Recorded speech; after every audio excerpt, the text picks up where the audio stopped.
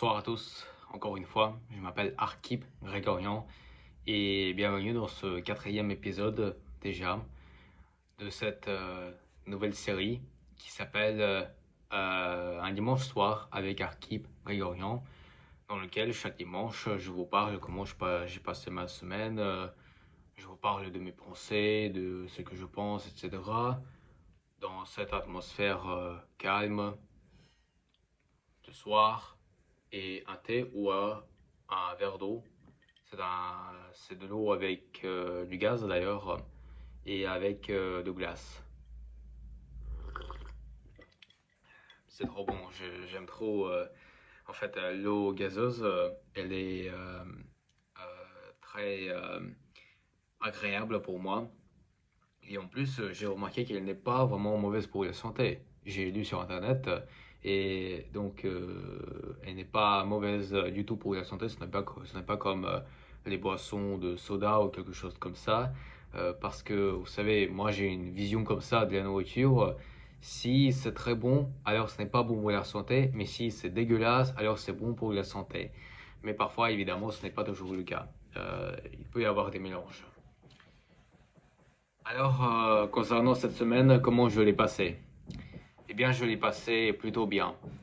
Le lundi et mardi, j'avais fait le brevet blanc, mon troisième déjà, depuis le début de... Non, non, enfin, depuis que je suis en troisième.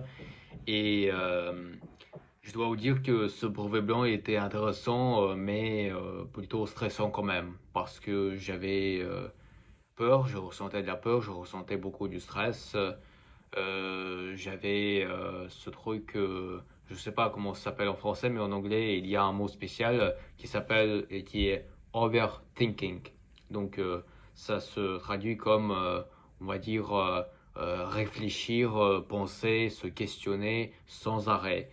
C'est-à-dire que vous n'avez pas de réponse, vous réfléchissez énormément, mais à cause euh,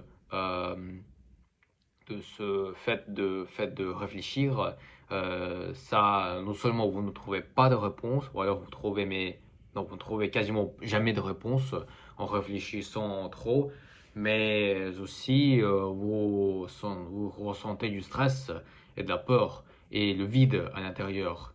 Et c'est mal parce que ça donne comme voilà, comme ça le stress qui vient de nulle part ailleurs. Enfin, alors que parfois on s'inquiète pour des choses qui ne sont pas si stressantes ou importantes quand même. Voilà. Et quoi d'autre? Pendant ce brevet blanc, j'utilisais l'intelligence artificielle d'ailleurs, surtout pour m'améliorer en mathématiques, parce que c'est la pire matière dans laquelle j'y suis. Dans les autres, je ne suis pas vraiment, ou alors je m'en fous un peu parce que je ne prends pas ces matières en sérieux, mais je comprends que c'est mal parce que quand vous êtes en collège et surtout quand vous êtes en troisième, en fait, on s'en fout que vous aimez cette matière, que vous ne l'aimez pas, vous êtes obligé d'apprendre tout, littéralement tout. Malheureusement, c'est comme ça. Mais peut-être, enfin malheureusement, je ne sais pas, je ne suis pas ici pour juger. Je dis tout simplement mon avis. Peut-être que c'est bien, même si c'est chiant, mais au moins c'est important. Mais je peux comprendre cette raison.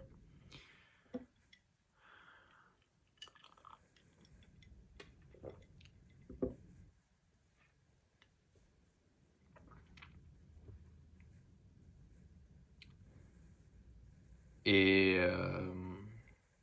donc lundi et mardi lundi c'était exceptionnel. Lundi c'était exceptionnel parce que on avait des cours, des matières peut-être les plus faciles. Et j'étais assez bon. Enfin, je ne ressentais vraiment absolument aucune peur. Et c'était tout simplement un paradis pour moi. Sauf dans les sciences, parce qu'on avait les sciences aussi, mais c'était. Voilà. Euh, mais matière préférée, franchement, au collège, c'est plutôt français, histoire. Pourquoi j'ai commencé par le français si c'est l'histoire? Parce que l'histoire, c'est ma matière préférée. J'adore cette matière. Elle est, elle est facile, elle est intéressante et je nous vois. C'est aussi intéressant euh, parce que au début, euh, je n'étais pas toujours bon en histoire. Avant, j'étais plutôt mauvais. Euh, j'étais euh, j'étais mauvais, j'avais des mauvaises notes, je ne comprenais pas beaucoup de choses. Enfin, mais je n'étais pas intéressé à ce moment-là.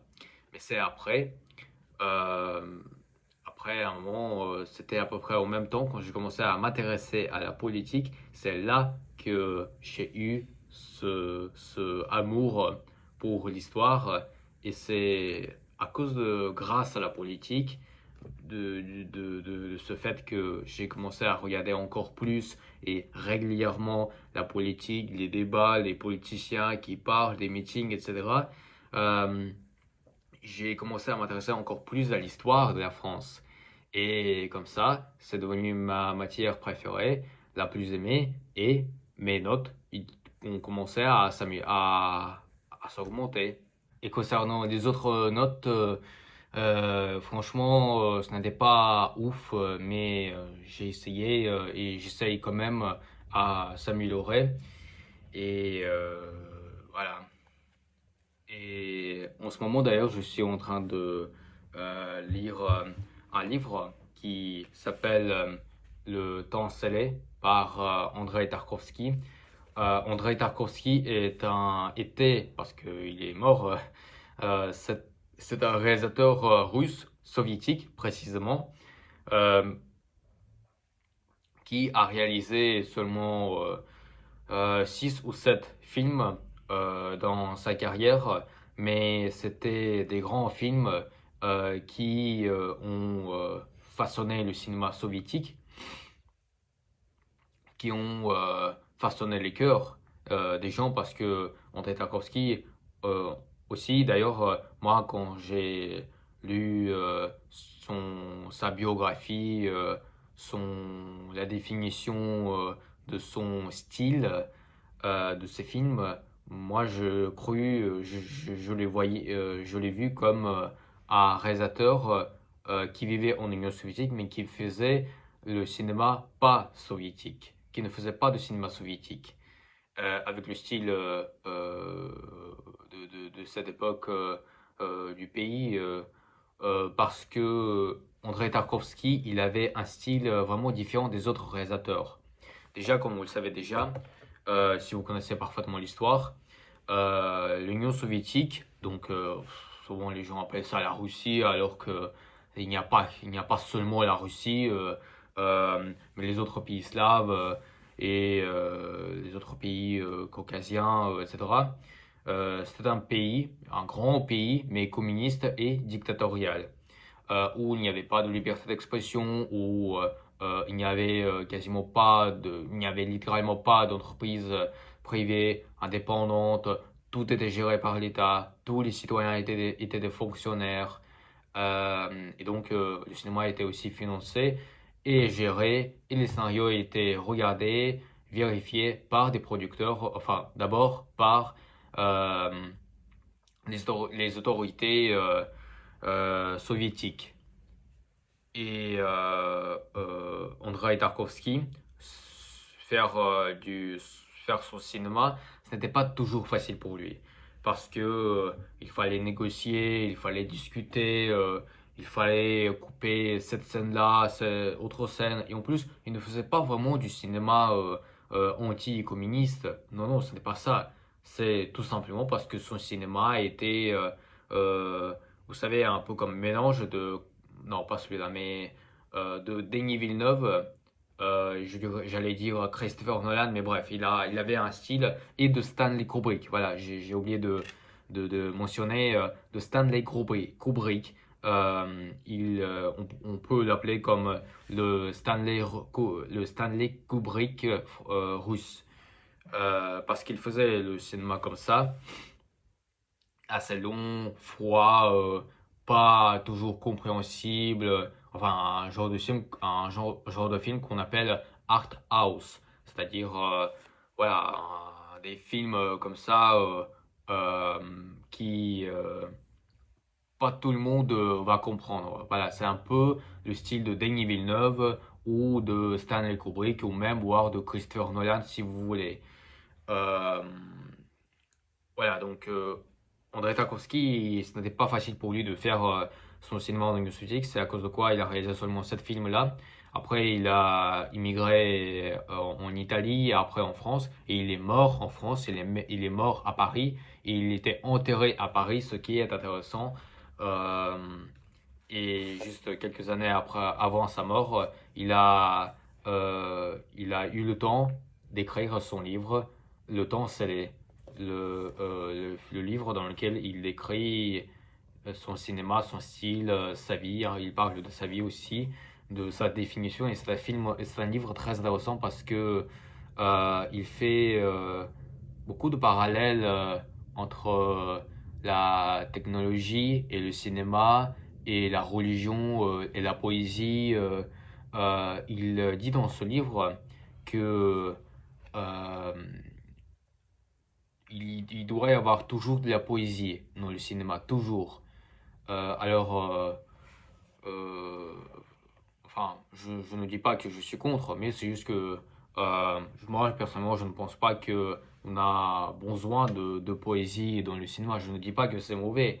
Les gens font ce qu'ils veulent, mais quand même, encore une fois, je dis tout simplement mon opinion. Je ne dis pas que vous n'êtes pas obligé, je ne dis pas que André Tarkovsky dit de la merde. C'est son opinion, vous avez le droit d'aimer le sien et ne pas aimer le mien. C'est juste que moi, je considère que la poésie n'est pas nécessaire dans le cinéma quand même parce que ce sont des types d'art qui sont différents. La poésie, la littérature et le cinéma, c'est différent. Et on peut mélanger évidemment, mais ce n'est pas obligatoire. On peut faire un bon film sans aucune influence littéraire ou poétique. Voilà.